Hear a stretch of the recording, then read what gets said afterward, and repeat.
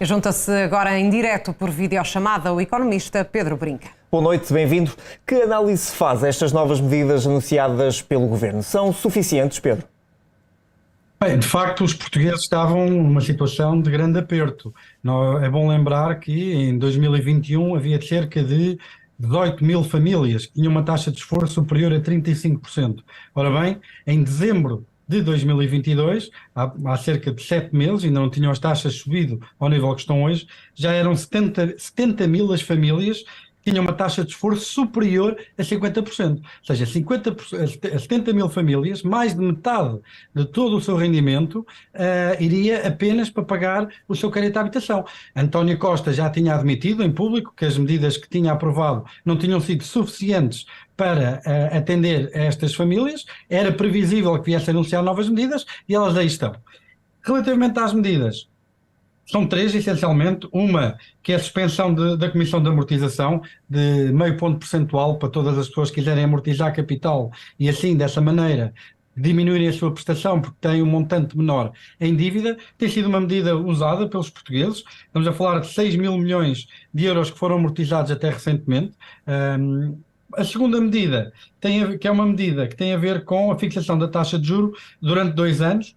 Depois de fixar a taxa de juros durante 2 anos, vai ter 4 anos de um período em que não irá alterar nada no contrato, o contrato estará em vigor como estaria hoje, e depois, a partir desses 6 anos, que é os 2 da taxa fixa, mais os 4 anos em que o contrato volta ao original, o montante de juros que deixou de pagar porque vai ter uma taxa de fixa mais baixa do que aquela que está a pagar agora, será diferido no tempo, no restante da maturidade no contrato, para lá de 2029. Quer dizer que é uma medida positiva, no sentido de dar maior liquidez mensal às famílias. Parece-lhe que está bem construída esta medida? Não vai haver prejuízo no final para as pessoas?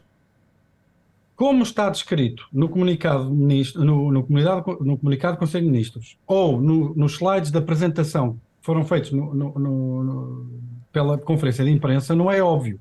Parece-me óbvio uma coisa, é que se nós estamos a falar, a prestação que as pessoas estão a pagar neste momento irá baixar como se estivessem a pagar 30% a menos na Euribor a 6 meses. Por isso sim, há aqui uma parte substancial da prestação que poderá baixar.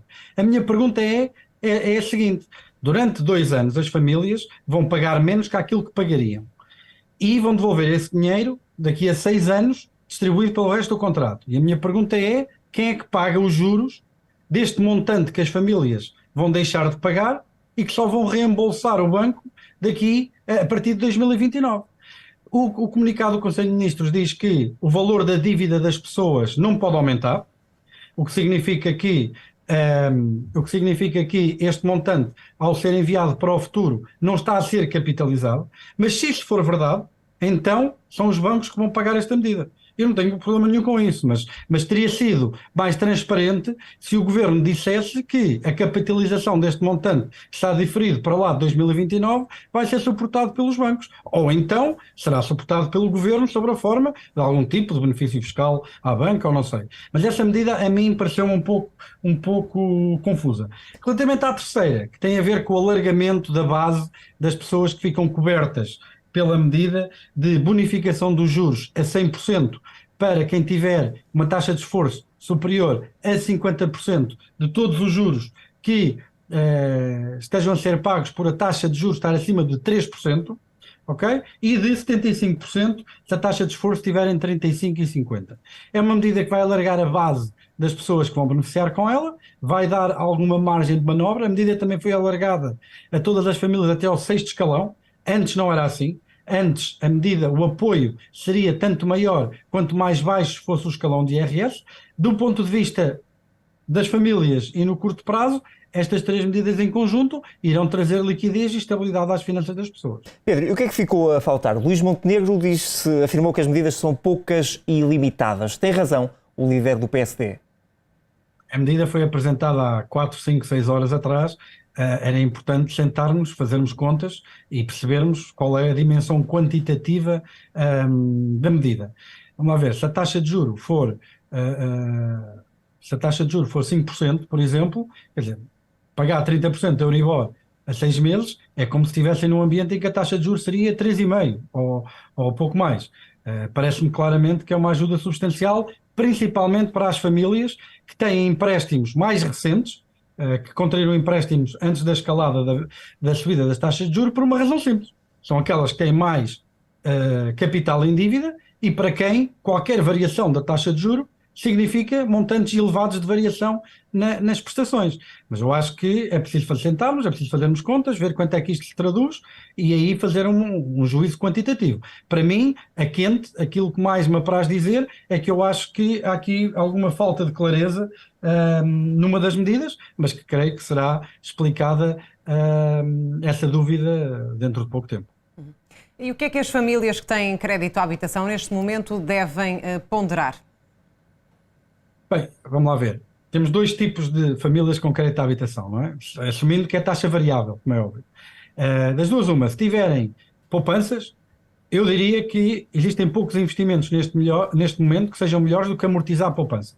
Por exemplo, estamos a falar de quem está a pagar taxas de juros a 5 e tal % ao ano, quer dizer, estar a amortizar dívida, estar a amortizar crédito hipotecário, porque ainda por cima, porque a penalização dos juros não existe, vai ser alargada até ao fim de 2024. Quem quiser pagar crédito à habitação, montantes em dívida, amortizar as suas dívidas, não paga nenhuma penalização, aí é uma poupança de 4 e tal %. Quer dizer, se nós formos ao mercado ver quanto é que é um depósito a prazo, de certeza que não remunera nem perto nem de longe este investimento. Agora, há outras famílias. As outras famílias são aquelas que não têm poupança, estão com a corda no pescoço, que estão realmente em situações de elevada dificuldade.